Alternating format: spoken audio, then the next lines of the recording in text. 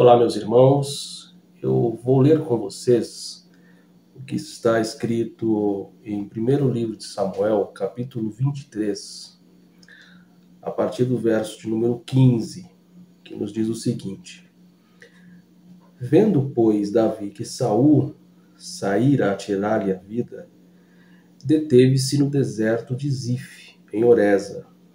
Então se levantou Jonatas, filho de Saul, e foi para Davi a Horesa, e lhe fortaleceu a confiança em Deus.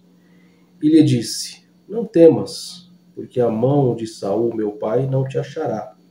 Porém, tu reinarás sobre Israel, e eu serei contigo o segundo, o que também Saul, meu pai, bem sabe. E ambos fizeram aliança perante o Senhor. Davi ficou em Horesa, e Jonatas voltou para a sua casa.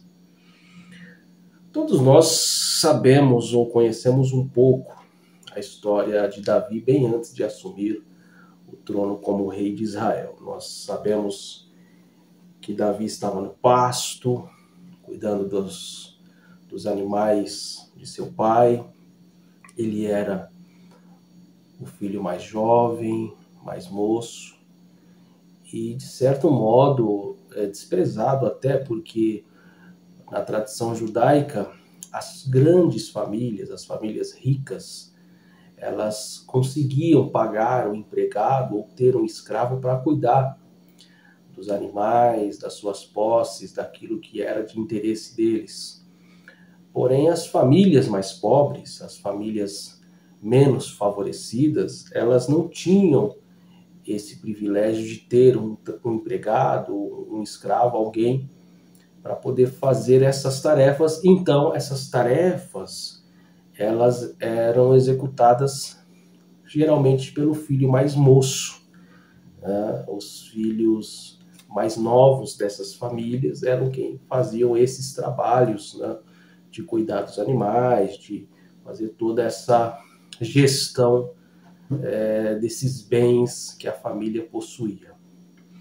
E Davi era essa pessoa, era esse filho mais moço que cuidava das propriedades de seus pais, dos animais, enquanto os outros irmãos tratavam de outros assuntos mais importantes da época.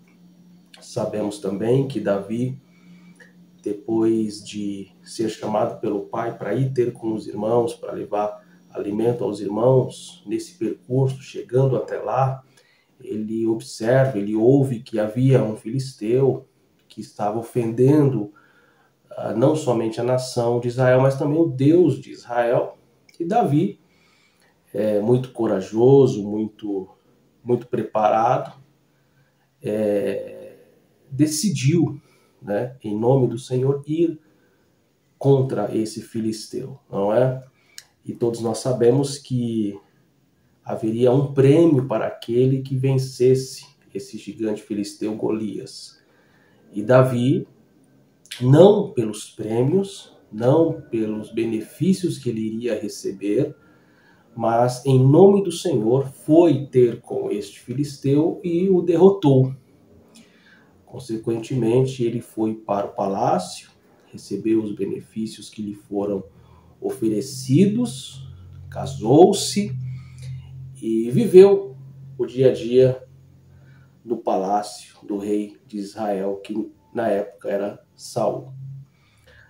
Sabemos perfeitamente que Saul, como rei, teve um início de gestão tanto conturbada, embora seu início de gestão foi até interessante no sentido de formar um exército, que Israel até então não tinha um exército formal, e Saul ele inicia isso. É bom deixarmos isso bem claro para a gente perceber que também alguma coisa de boa havia em Saul. Mas Saul se distanciou de Deus, se distanciou do propósito e, consequentemente, foi rejeitado por Deus, que naquela ocasião já havia escolhido o homem segundo o seu coração, que era justamente o moço jovem Davi, não é? Após isso, passa-se os anos, passa-se o tempo, e chega um momento de que o reinado de Saul, de fato, ele deixou de ser existente, deixou de ser efetivo, embora ele continuou sendo rei, mas não era um trabalho efetivo, de fato, de um rei digno. E Davi foi ungido rei por Samuel. Não é? Samuel foi até lá, na casa dos pais, procurou por Davi, e Davi foi ungido rei de Israel naquela ocasião. E nós todos sabemos disso, mediante os registros que Samuel nos traz também. Isso, passados-se os tempos, gerou um certo ciúme, um certo nível de instabilidade no palácio, fazendo com que Saul, de forma precipitada, passou a ter inveja de Davi e, não aceitando a situação de Davi ter sido mais ovacionado do que ele em muitas batalhas, né?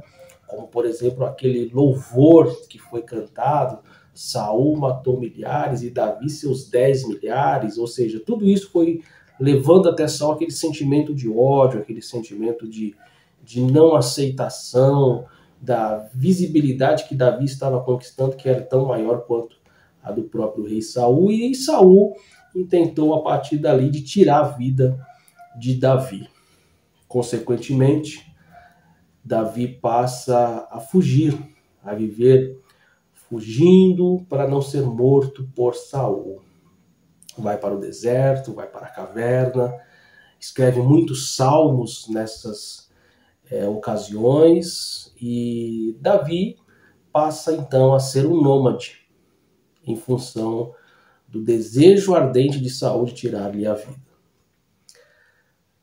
Toda essa história que eu contei aqui, ela tem situações interessantes, que é justamente o que eu quero pautar aqui com vocês, que é assuntos bem importantes e que devemos ter sempre em mente com relação àquilo que nós acreditamos, aquilo que nós cremos, não é?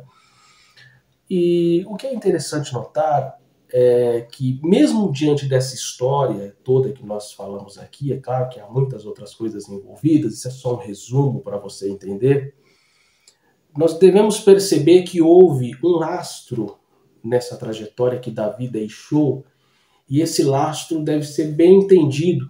Claro que nós não vamos falar todos aqui, mas dentro do propósito do que lemos aqui de 1 Samuel 23, a partir do verso 15, eu vou pensar alguns que nós precisamos ter em mente nessa ocasião e que vai nos fortalecer, como nós pudemos ler aqui, nós tivemos a oportunidade de ler aqui, que foi lido aqui por nós, não é?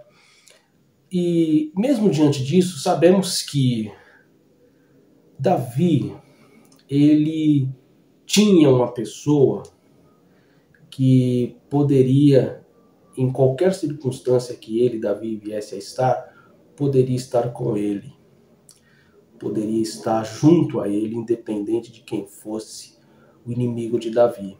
Nesse caso, o inimigo de Davi era o pai dessa pessoa.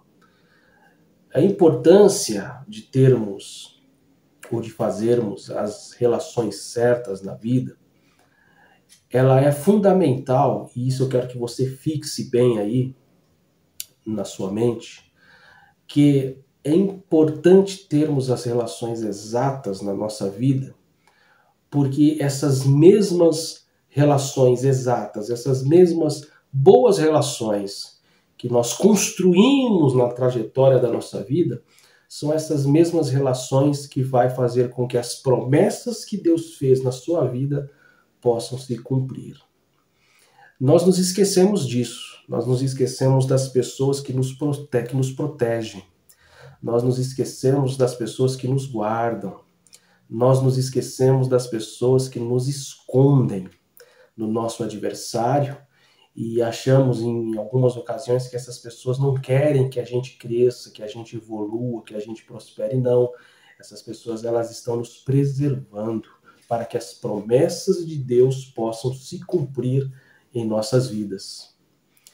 Talvez você nunca observou esse lado esse ângulo da história de Davi, mas por mais que Deus fez a promessa a Davi de ser rei, e de fato ele foi rei, foi ungido rei e assumiu o reinado, por mais que Deus realizou essa palavra sobre Davi, se Davi tivesse só, talvez ele encontraria mais dificuldades para chegar até onde Deus o prometeu.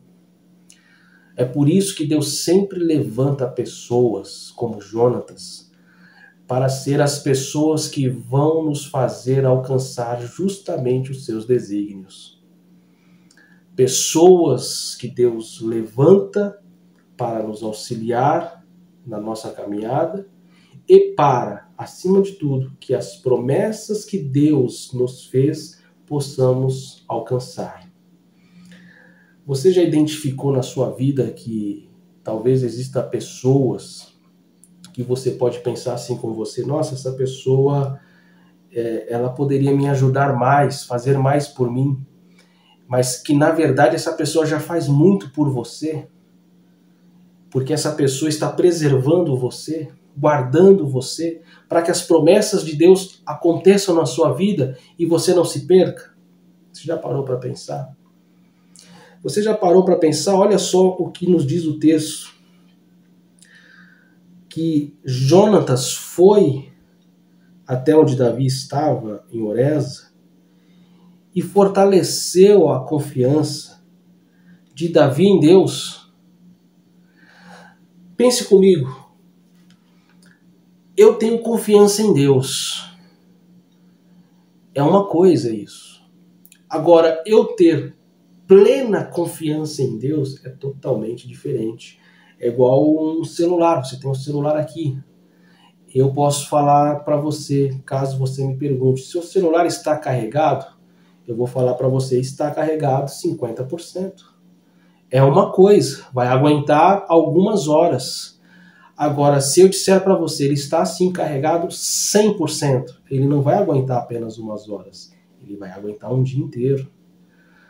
Perceba que no momento que mais estava precisando de alguém, Davi estava fraquejando, e todos nós fraquejamos. Eu fraquejo, você que nos assiste já fraquejou em algum momento, com certeza. Ninguém é super-homem ou mulher maravilha. Todos nós fraquejamos em algum momento.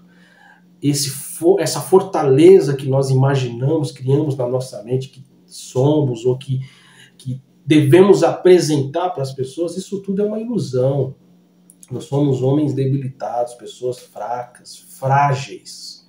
E como fracos, como frágeis, precisamos de ser fortalecidos. E fortalecidos por pessoas que desejam que as bênçãos de Deus, acima de tudo, que as bênçãos de Deus cheguem até nós, que as promessas de Deus se cumpram até nós. Se Jonatas fosse até Davi, por exemplo, e ao invés de fortalecer a confiança dele em Deus, fosse até lá para dizer, é isso mesmo, Davi, você é rei, você já é rei, você tem que assumir o trono, você já está pronto. O que talvez poderia acontecer? Davi poderia até matar Saul, ou mesmo morrer.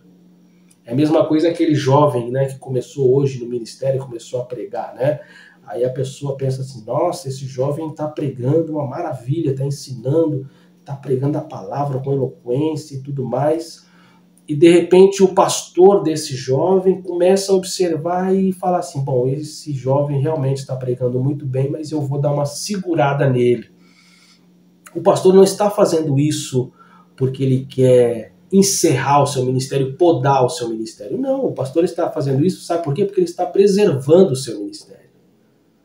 Ele está guardando você de lá na frente, por falta de experiência, errar o caminho.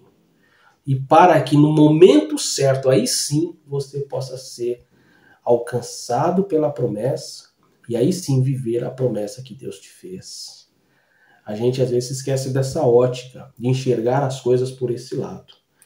Nós percebemos aqui que precisamos ter essa pessoa, ter pessoas que nos protegem, que nos preservam e que nos guardam para que as promessas que Deus fez possam se cumprir.